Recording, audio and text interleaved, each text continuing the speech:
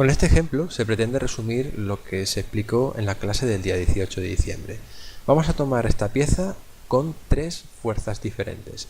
Esas tres fuerzas van a tener las direcciones de los ejes definidos en la figura. Vamos a analizar en primer caso la fuerza P1.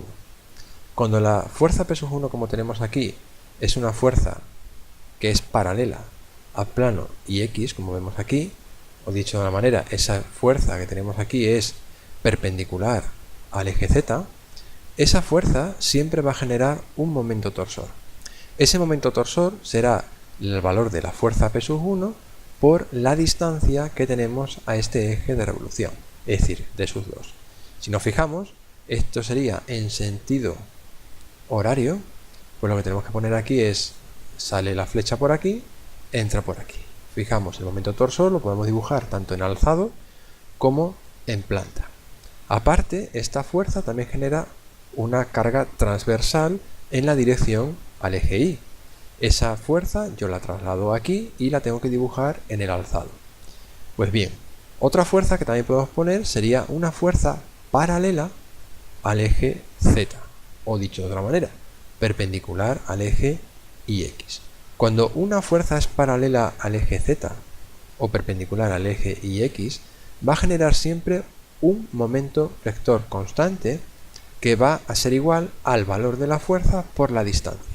En este caso, que está contenido y que coincide, ¿no? Vemos aquí con el plano ZX, ese vector que está contenido en el plano ZX va a generar una flexión en la dirección del eje Y.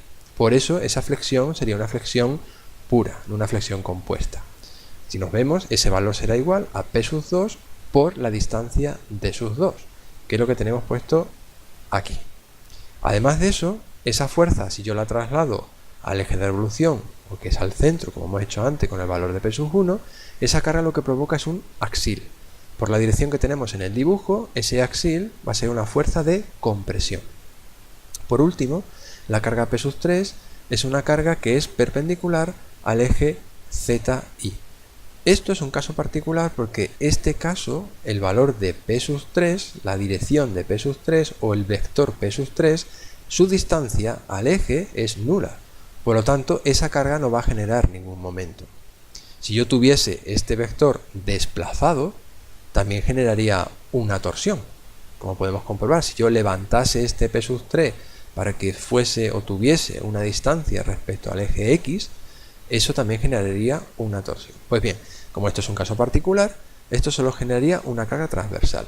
Como es o está en la dirección del eje X, yo tendría que dibujar este vector en planta. Pues bien, una vez que tenemos esto, tendríamos las fuerzas del dibujo puestas en fuerzas que ya conocemos. Lo primero que habría que analizar sería la tensión normal en el eje Z, por ejemplo, del punto H, que es el que tenemos dibujado aquí. Lo primero que tenemos que ver que es la carga esta de compresión, sería negativa, P2, dividida entre el área de la corona circular. Además, tendríamos que tener en cuenta la carga transversal P1. Lo que ocurre es que, como tenemos la punto H en la línea neutra, esto sería nulo. Si por ejemplo alguien no se da cuenta y lo quiere poner, pues esto estaría claro que sería el momento flector que generaría P1 sería P1 por la distancia al punto H, que será D1, y sabemos que cuando I es positivo, eso será una fuerza de tracción. Aquí tendríamos que poner el momento de inercia en el eje X de una sección circular.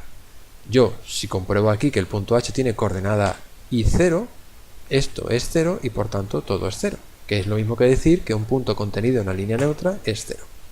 Y seguimos analizando esto de aquí, tenemos dos componentes. La primera de ellas sería P3, que generaría un momento flector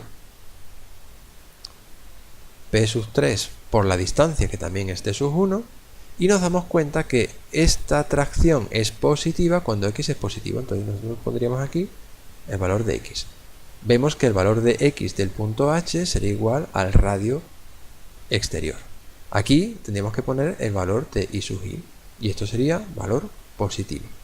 Este momento que tenemos aquí, que es un momento en sentido antihorario, como podemos comprobar si analizamos el valor de P2, sentido antihorario, Aquí lo que va a generar es una tracción aquí y aquí una compresión.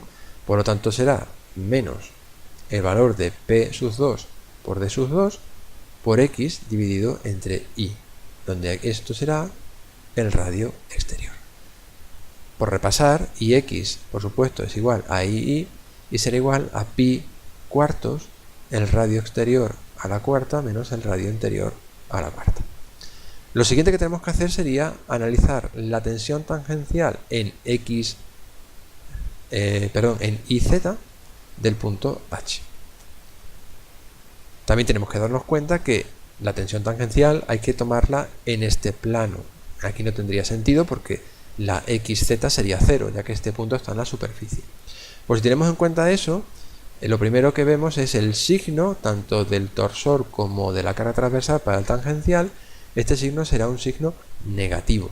Aquí pondremos, para el caso del torsor, será P sub 1 por D sub 2 por la distancia al centro, que es radio exterior, dividido entre el momento polar de inercia, menos el valor del cortante, que es constante, que es valor P sub 1, por Q de X del punto H, dividido entre Ix por el espesor.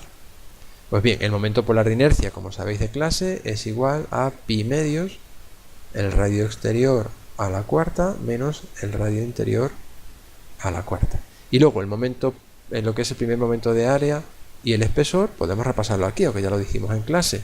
Si nosotros separamos lo que es la pieza que queremos obtener, aquí tenemos la corona circular, sabemos que queremos calcular el primer momento de área de esto, ya que tenemos aquí el punto H.